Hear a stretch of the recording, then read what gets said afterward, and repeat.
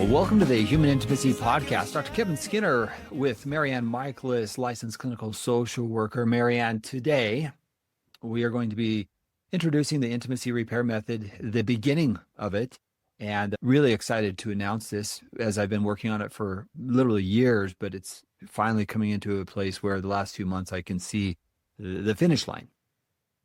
And really what I want to start with to our listeners and to our viewers, everybody in life has to determine how they're going to show up in a relationship. Everybody has their family stories. Everybody has their family history. But when it boils down to this relationship, how am I approaching this relationship? With fear, anxiety, trepidation, desire, more desire for connection. And so what I want to introduce today is the beginning of the intimacy repair method. And I'd like just your initial thoughts on what you've heard about it so far. And then to our listeners, what questions do you think they're going to be asking? Dr. Skinner, I'm super glad to be here today. And this is going to be a fun conversation because I know this is something you've been working on. It's been in your mind. You've been formulating it. And I know you shared parts of it at the Human Intimacy Conference. And as I heard you sharing the introduction, I thought about a statement that you said of the relationships that we choose. And I thought about children don't choose the relationships. We're born into the family. We're born into the relationships that are already there, whether the parents are together, whether they're single, whether they're siblings, whether there's grandparents. Like, there are relationships that we don't get to choose. That's right. And I think the conversation that we're talking about today is actually the conversations that or the relationships that we have chosen or that we are choosing. And hopefully this will be a conversation about how we show up in the relationships that we've chosen and that we are choosing and how we're choosing to do that. So that's what I was just kind of percolating on a little bit. So I know that we're going to be talking today about your new course on this that's coming up. And so I'm just really excited to dive into this conversation. So let me put it in context, a bit bigger context for our listeners. We all have a story. We all have our own experiences, but let's really look at it from the perspective of the intimacy repair method. When I have worked with individuals, trained therapists throughout the world, I've presented around the world on relationships. I often ask a question about what we learned growing up, about connection, about bonding. And I often ask the question, how effective were your parents at teaching you how to have a healthy relationship? Just in terms of the model, how to communicate, how to problem solve. When they got into issues, did they know how to do that? Did they do it effectively? Did you witness that? And the intimacy repair method is really not just for people who've experienced betrayal, but it's especially for people who've experienced betrayal. But across the board, every time I do that, MaryAnne, people usually, I say between 0 and 10, how effective were your parents? 0, not at all. 10, they were outstanding models. They really helped me understand how to connect, how to problem solve, how to communicate. On average, around the world, therapists, religious people, non-religious people, we average below a 5. Mm-hmm. Below a 5. And let me paint that picture because I've been sitting in the audience. So I've sat in an audience when you've been presenting, training therapists, whole ballroom full of therapists sitting in chairs. And when you say, hey, I want everybody to stand up. I think you have us standing up. Yep. And I want you to think about your parents. And then you walk through these questions. How well did your parents, like on a scale of 1 to 10, how well did they do these things? And sitting in that room within the first 2 or 3 questions, everybody like there's a good amount of people that are sitting in their chairs. And by the time you get to around an 8 or a 9, there's maybe 2 or 3 people standing in the room. And you kind of, as an audience member, kind of look around and go, here it is in this visual representation of just people in a room saying, here's how my models maybe failed me in these really most important areas that we as therapists are working on and trying to help our clients with. So I think it's really a generational issue. I do this not because I want to criticize our parents or our grandparents or great-grandparents, whatever it may be. I just want us to understand when you don't have a model, you don't have a model. So the intimacy repair method is generational. It's not just this relationship, it's understanding historically where we've been. Mark Wolyn's book, It Didn't Start With You, he talks about how we pass things down from generation to generation. So the intimacy repair method is designed to help people understand where intimacy has let us down, where we haven't learned. So I'm going to tell you about my starting point. Mm. As we've been talking about this is a memory I haven't thought about for years. But when I was about 3 years old, we moved to a new house. We'd been living with my grandparents, so we moved to this new house. And I remember there was a bedroom that my sister and I shared. And I don't know what age I was, probably between 3 and 6. But at night, my sister would sit down. And she did this over and over and over again. And it took me a while to learn. But my very first betrayal that I can consciously remember was my sister saying, "Smell my feet. They smell like roses." And she would sniff her feet. She's like, "Oh, they smell so good. Don't you want to smell my feet?" And I'd be like, "Oh, okay. Her feet smell like roses."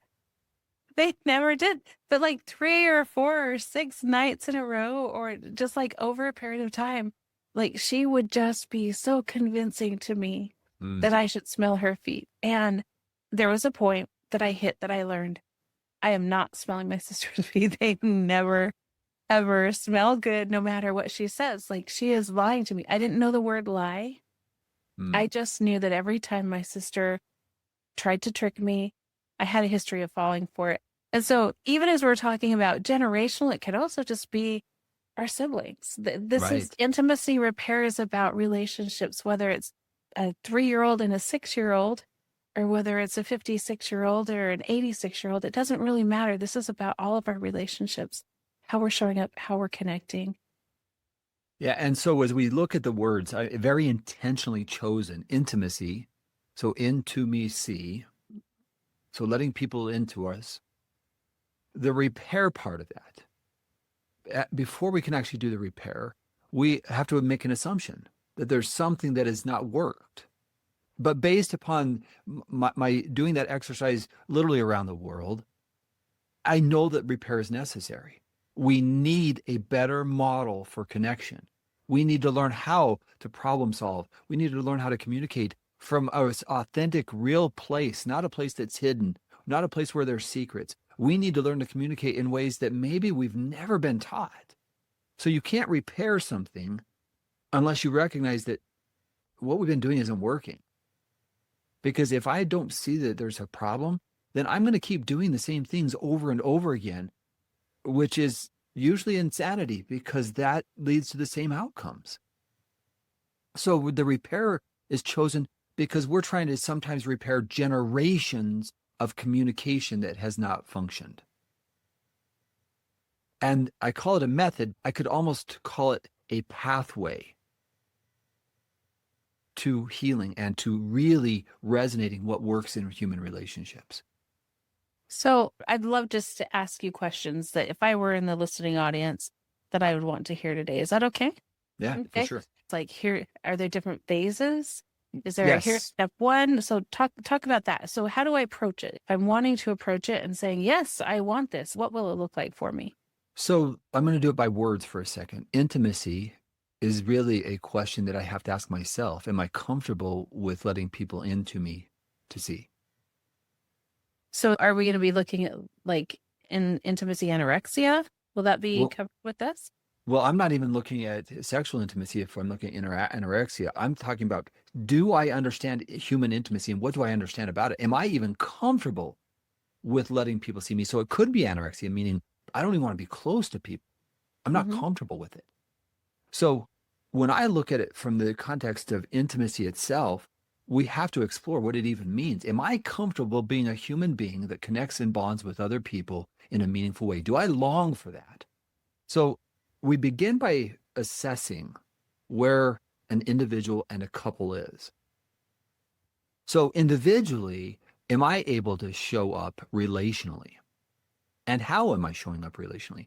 So in the course, when people take the course, they're going to be taking 2 assessments. One is about self, and one is about how they're approaching the relationship. In a second assessment, what I call test your relationship, which provides incredible feedback on the relationship itself. Okay, so quick question on that then. do I take this course as an individual or as a couple? Ideally, you would do it as a couple, but you can do it if you're struggling with how to repair your relationship and you want to learn more about the skills that work, how to communicate more effectively, you could do it as an individual. But Okay. you definitely, if you're going to do it as a couple, you're going to have different assessments that you can take because you're going to have to do a self-assessment. When I look at intimacy repair, I have to ask the question, what's holding me back? I think Tara Brach said it absolutely beautiful. She said, how easy do you make it for others to love you? Mm.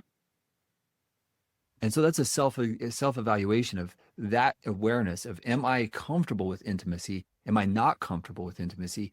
And if I'm not, what's holding me back?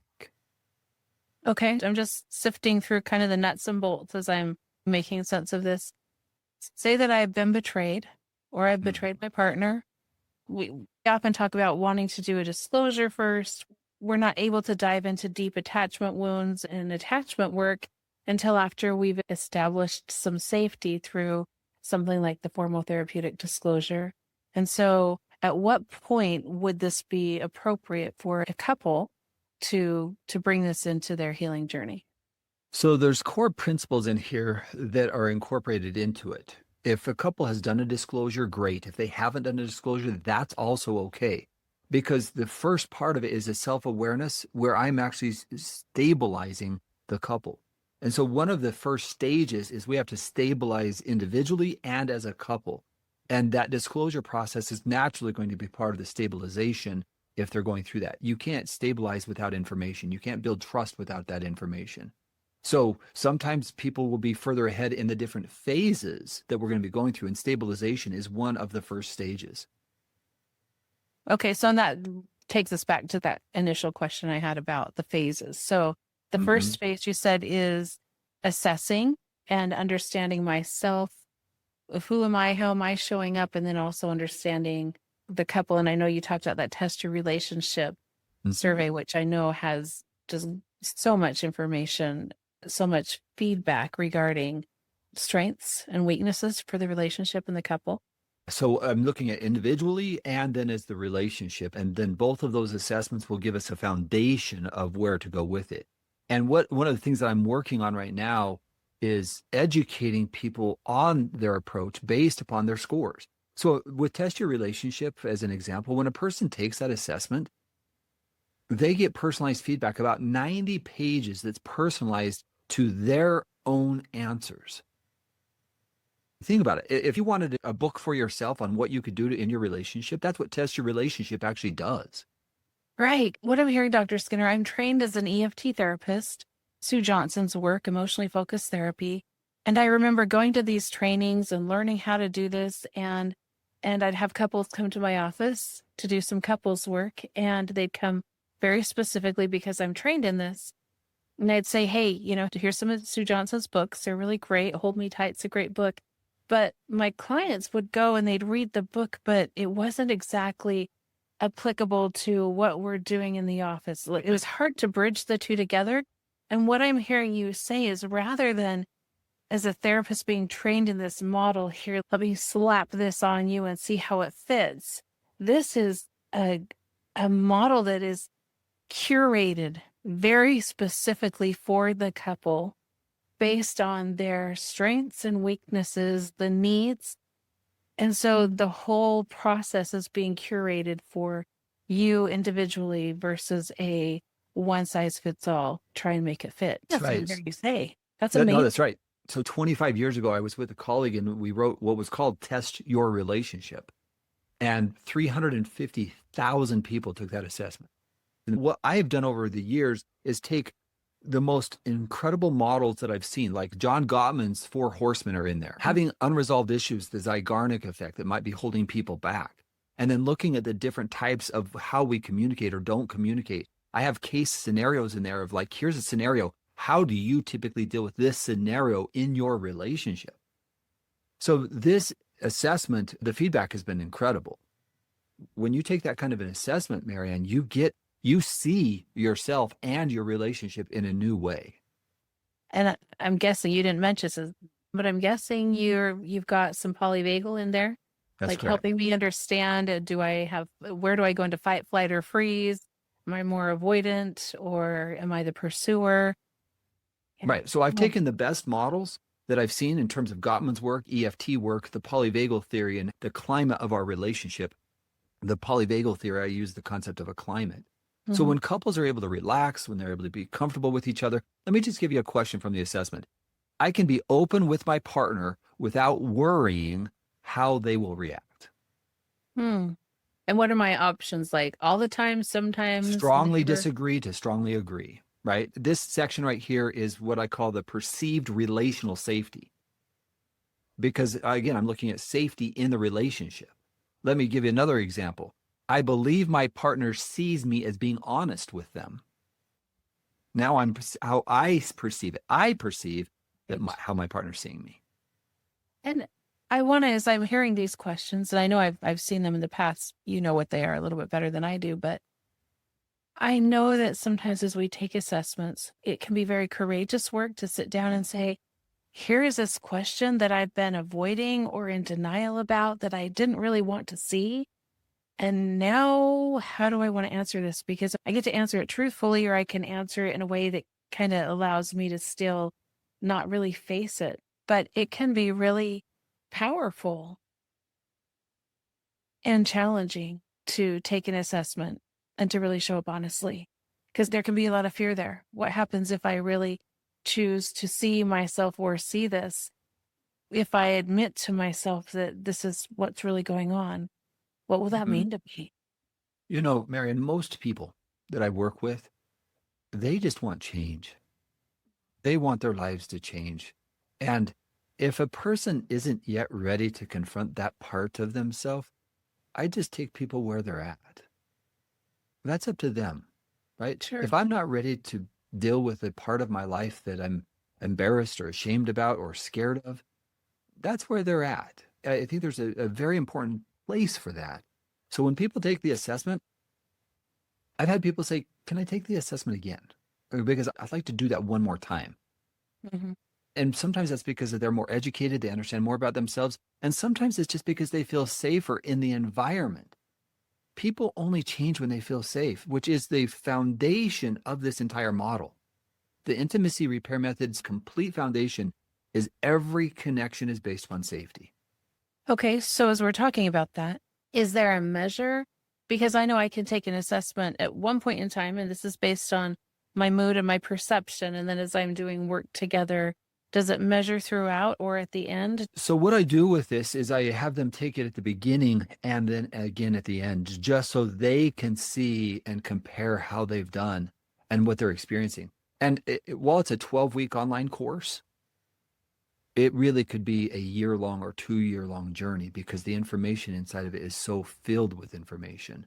So while I'll be doing it over a 12-week period of time, it's really going to be 14 weeks, but because some of them will be gone. But it's going to be over 3-4 months. They're going to be able to work on this, but really the work will continue after that, and they'll be able to have access to continue the learning process and grow from it. So again, this is a class that they'll have continuous access to where they can go back, watch the videos, watch what they've read, what they've seen, the questions, because it also includes a Q&A with it. So I'm going to have a live webinar every week where people are going to be able to go through the material. I'll go through the material. They'll be able to ask questions related to that content, and I'll be answering questions. So there's going to be a library of questions available to people. So I want you to fill in some gaps for me then. Yep. So I know that assessments are, sometimes we look at those as a gold standard because it's giving us actual data that we can measure. Often as a therapy, we say, well, I don't know, data, how do you know if it's helping? And so we've got some assessments. I heard you say we'll take them at the beginning, we'll take them at the end. So we've got some measures, we can measure the progress. But what's happening in the in-between parts that's going to help me change? So that's where we're going to be going over it. So there's going to be chapters to read in the book, videos to watch, practical exercises where we will take a scenario and we will role play it. So what happens in this process is, let's just say, for example, the question, I'm going to go through another one of these questions. My partner can rely on me to follow through on commitments I make. So let's just say that that's one of the questions. My partner can rely on me that I'm going to keep the commitments. let's just say a scenario where that doesn't feel true to one of them. So we take that scenario and we run it through a model of, okay, what's happening during the conversation? So one spouse says to the other, I don't think I can rely on you. Mm-hmm. Common. What happens in the body when you hear your spouse say that? Do you become defensive? Can you hear what they're saying? Can you actually feel what's happening in your body? So I take every scenario and we look at what's happening through the formula of the intimacy repair method. What's happening? Am I getting defensive? What do I want to say here? Do I actually say what I want to say, or do I know how to say what I want to say? And if I'm in shame, what am I hearing? What am I feeling? What am I experiencing when you say, I can't ever rely on you? So in that, just that one question, we will take scenarios based upon the model, and we will go through different scenarios that couples bump into.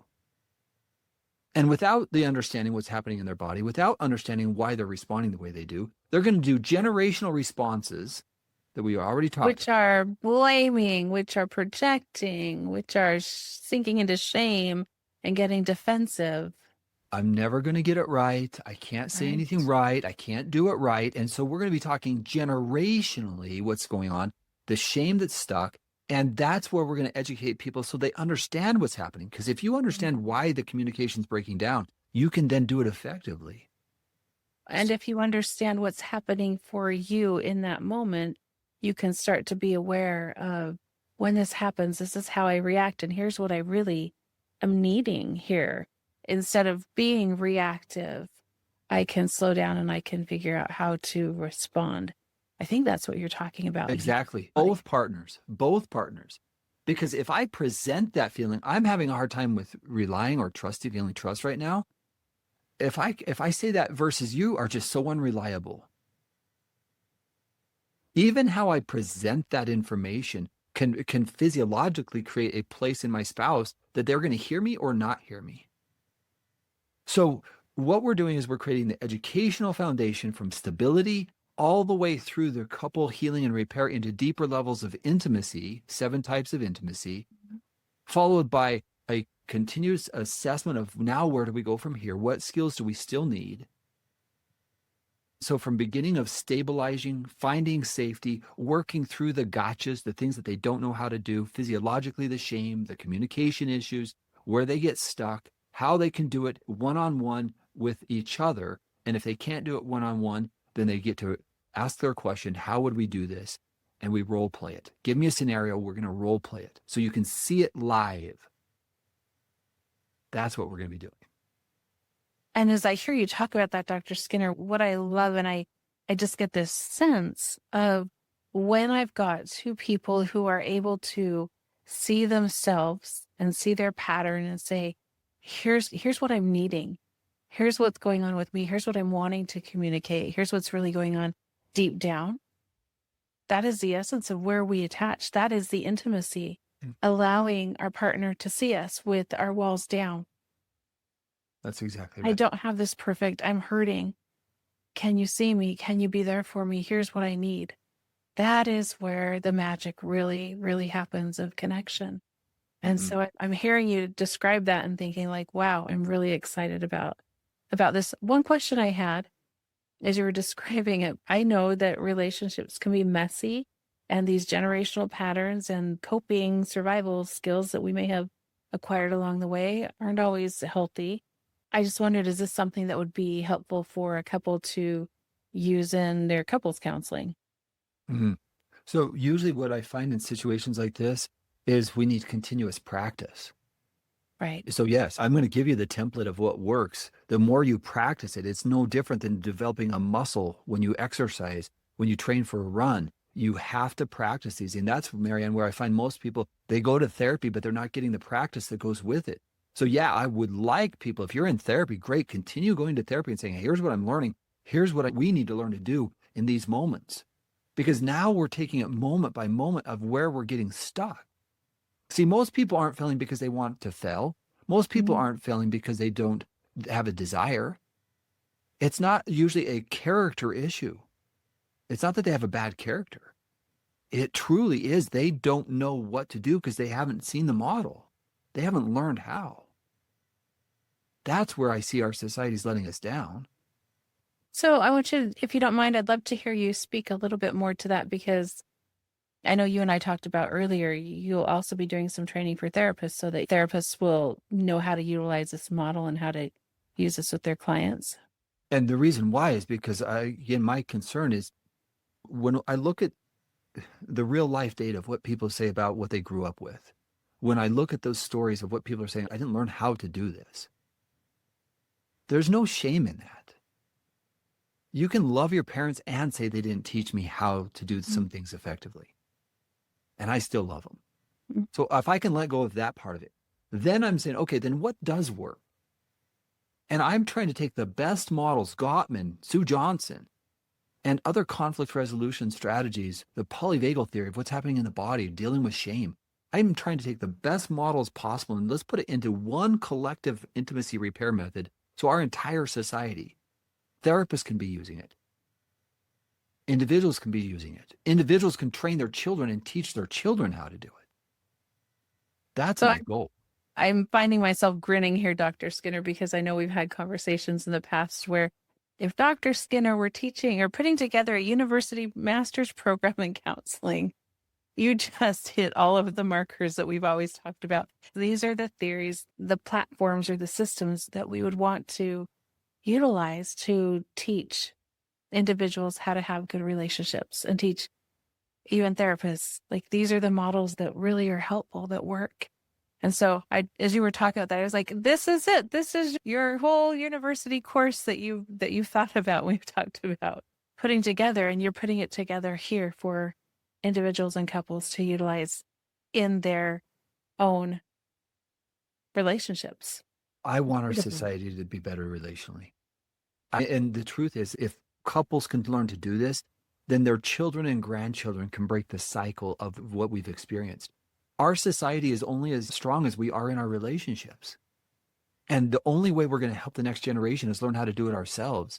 When I was studying about differentiation with my wife, one of the fascinating things I learned there is your children are only able to differentiate themselves as much as you differentiate. And if you don't know the concept of differentiation, I'm going to have my wife on to talk with us about that, because it's a beautiful concept. Type it into ChatGPT or whatever you learn and type in, how do I differentiate in relationships? What does it even mean? It's phenomenal. But we're going to be talking about that aspect of how to be healthy self so I can show up in the relationship. And so as I hear you saying, I want to help people, I want to help relationships, we're living in a world where kindness and introspection and slowing down and learning and change are not as valued, rather than a hot response or a quick response. And so I'm hearing you talk about this and want to highlight how needed this is, I think, for not just our families, but our communities and our societies and our whole world, is slowing down and learning how to be relational again, learning how to meet the need that we all deeply, deeply have, rather than being reactionary or reactive because our need isn't being met.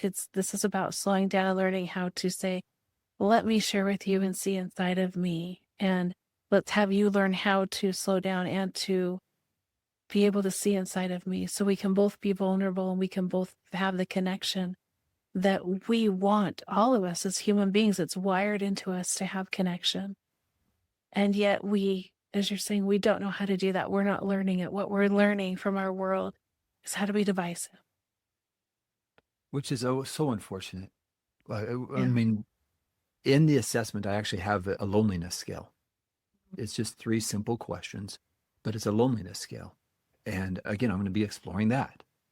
Right? My whole point is I'm covering so many different core concepts that I found.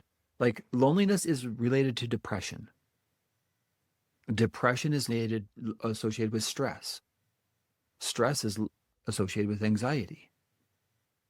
Anxiety is often associated with shame. And when I put them all together, how we link everything together, I'm asking these questions because I want to understand where you're at. And then let's talk about human connection and how we do that. I really believe one of the best antidotes to most of our mental health challenges is human connection. Mm. The better we are in our relationships, our longevity in life is related to our relationships. So we have to combat this. It's not optional if we're going to live life the way we have the potential. Life is short, I often say. Why in the world are we living below our relationship potential? And I think the simple answer to that is most of us don't know how to do it anything different than what we've learned. And so this is such an exciting opportunity to learn, to live and do better. So if you are interested, you are our listeners, let me just tell you, May 7th, 2026 will be our first course time. We will do subsequent classes, but the classes are going to be webinar style, 12 weeks. You're going to have the assessments. You're going to have an opportunity to do a Q&A with me once a week where we're going to go through material. I'm going to answer questions. We're going to role play. You'll have consistent access to all of the videos that come with it and consistent access to all of the assessments. So you're going to be able to measure yourself over time. That's my goal. Again, if you want your relationship to get better, to heal, if you really want that, I'm going to outline how you can do that based upon what the researchers have found. We're going to be using some of the best methods we know to strengthen relationships. Okay, I have a quick question then, Dr. Skinner. Yep. What if I'm listening to this on May 18th and I'm like, wait, I want that. I want to do that. Is this a closed class that I can only get into on May 7th and then it's Nope, you're going to be able to catch back up. You're going to be able to catch back up because the reason why is all of it's recorded. So it's a webinar style so people can have their confidentiality. I know that's a big deal for people. It's a confidentiality, but it's a webinar style, but they can ask questions. But so that's going to be recorded and you can go back and watch it. So yes, they'll be able to go back and watch it. And we'll be doing live ones on a rotating basis. So if you didn't get the first one, you can get the second one. Because again, this is my career moving forward. Culmination of your life's work, of putting it all together. It absolutely is. And at this point, I couldn't be more excited because I'm going to be training therapists so they can then use it with their clients. Because again, I've been training therapists around the world and there's frequently this question, MaryAnne, it's like, what do I do with the couples? How do I help the couples? Right. And that's where therapists, that's where we're struggling. And this is a model that I believe that will resonate with people because in truth, I've taken what I've been doing in my intensives for the last 12 years, 13 years, and I've applied the best material with what I've learned, how it works. And so this isn't just theoretical, this is application. I've been applying this with couples for literally over a decade, and it's the best I've got. So where do I, if I'm listening to this and say like, yes, sign me up, is there a limit to the amount of people that can sign up, and when do I need to sign up by, and how do I do that? So we will close on May 6th just because I already have people signed up for it. So I already have multiple couples who are signed up. So yes, there is space that is limited just because my Zoom account only has so much, right? But again, we're going to try to get as many people in as possible. And at this point, I'm going to keep it as open as long as I can. I want to help as many people as possible. So if it's not yet open, you can go to humanintimacy.com and you can look at the calendar. And the calendar will give you the dates and you can register through there. So when I go to Human Intimacy, usually there's a box, I don't know what to call it, but there's something I can click on that says sign up here. And you're saying is that going to be available? Or you'll be able to see that. You'll be up front of the main page. You'll be able to see. I don't have to go to the calendar to scroll through to find it. No, you can just click on that. And soon I'm actually going to have a website, Intimacy Repair Method, where you'll be able to learn more about the method on that website, if you just want to learn about the method itself. All right. Well, thank you, Dr. Skinner. Thank you. And to our listeners, I know this has been more of a conversation about the method, but my hope is that you have hope and that there are solutions because unfortunately far too many people feel stuck. So thank you for joining us today. MaryAnne, thank you for joining as well and participating. I always appreciate our conversations. Likewise, Dr. Skinner. Thank you. Something to